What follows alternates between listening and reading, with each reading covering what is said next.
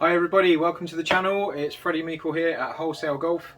I've got some clubs for a MID Handicap golfer here, and basically I'm just going to talk you through what's in the bag, and at the end of the video I'll just explain the little adjustments that I made to get the most out of the clubs for the person, and some recommendations on some additions to the bag that might be quite useful.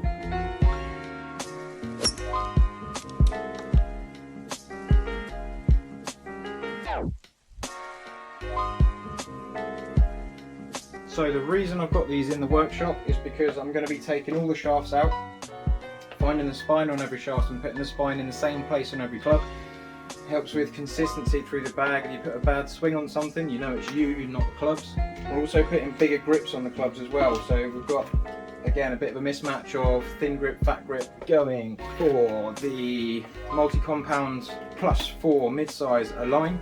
One of the other guys has got these grips on all his clubs, and the guys hit them a few times and they just feel much better for him. And with a bit of a wristy swing, it's just going to quieten the hands down a little bit. We want to get the body moving a bit more, and just general feel. So a bit of a tune-up on the existing clubs. Again, there's a couple of missing areas. We're going to get the most out of the performance of these, what's there, without replacing anything short-term.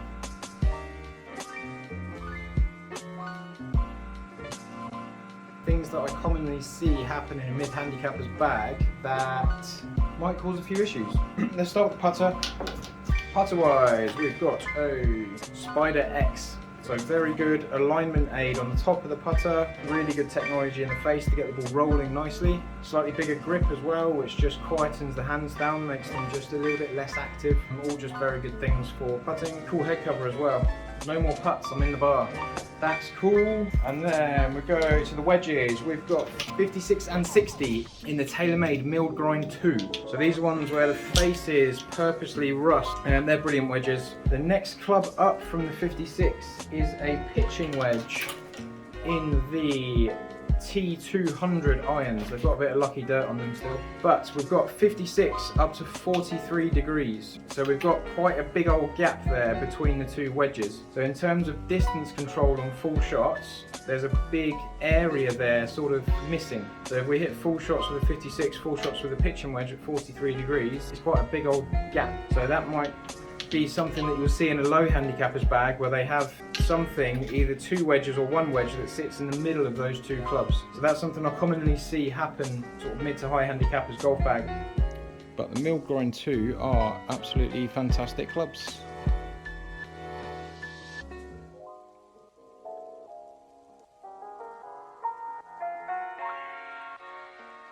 Shaft wise, we've got S300 Dynamic Gold, which are about 128 grams I believe. So slightly heavier shafts, which also have quite low torque compared to some of the lighter shafts that you see out there. Golf that uses these has got a good pace through the ball and quite athletic. In terms of like the cavity on the clubs, we've got a nice amount of weight here and here. So on the toe and on the heel, if the ball hits off the toe and off the heel, it's going to deflect the ball if we don't quite hit the ball as pure. So all this helps, and all this weight at the bottom of the club is going to help pop the ball up, because all this weight is underneath the impact place of the golf ball.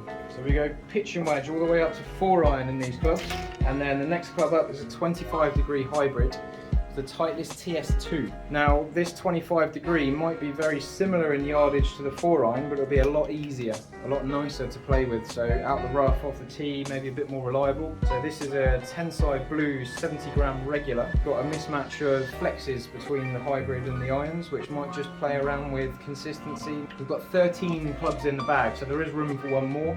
3-wood wise, I know this is new in the bag. TaylorMade Sim Titanium, adjustable loft on higher, so that 15 degrees goes up to 17, which just helps lift the ball, makes it life a little bit easier. The shaft in there is a stiff Diamana.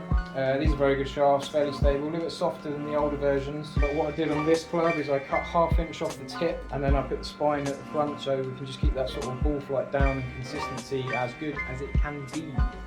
Driver wise, we have a Titleist TS2 9.5 degrees. It is the Fujikura Pro 68 with a regular flex.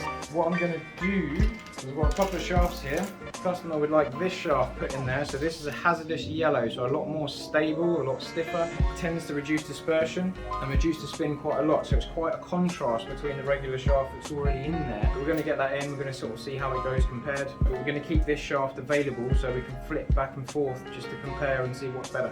But Titleist TS2, very forgiving head.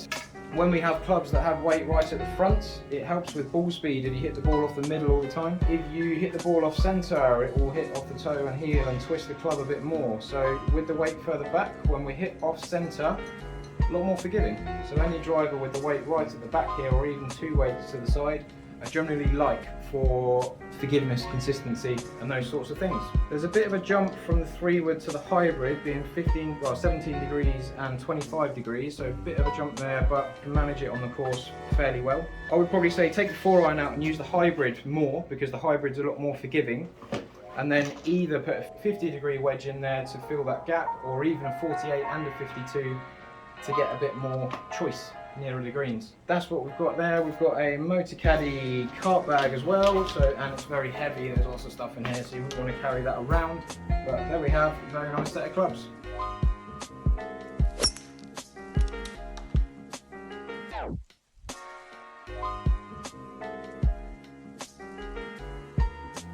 Right, here we have the finished product for what I've done to these clubs. I've taken all of the shafts out, I found the spine on them, I've put the spine in the same place on all the clubs, so we've got a nice blend through. They're going to react in the most consistent possible way. Stiff shafts here, slightly lighter in the wedges, so we get a bit more spin. We've got 128 gram S300 dynamic gold shafts in the irons. Up here, stiff flex. I've actually changed the shaft in the hybrid to something much more similar to the irons in the wood, slightly heavier, stiff, because we've got that athletic player that's getting a lot of speed through the ball. The chap that I've done this for, he gave me a shaft off the cuff, just said, oh thanks very much, keep this. I've taken that and I found another shaft that's similar to what we've got, and I've used that, put it in the hybrid. So we've got stiff all the way through, but when someone wants me to put one of these shafts in a club, I cannot resist. They are really cool. I don't know what you know about these, but these are the proper jobbies. These are proper bits of kit. 76 grams, so it's much heavier. Low spin, low torque. It's hard to explain, but the stability of this shaft is absolutely fantastic. And we've got a few of these guys in the same group that play together that have got these shafts now, and they're all enjoying themselves quite a lot. So all I need to do left with these clubs is clean them, but we've got the same grips all the way through as well, so we've got the same thickness and the same feedback all the way through the bag. We don't go thin, thick, thin, thick. I'm just trying to create as much continuity as I can through the clubs, so all we need to focus now on is just the technique. We're ready to hit the course.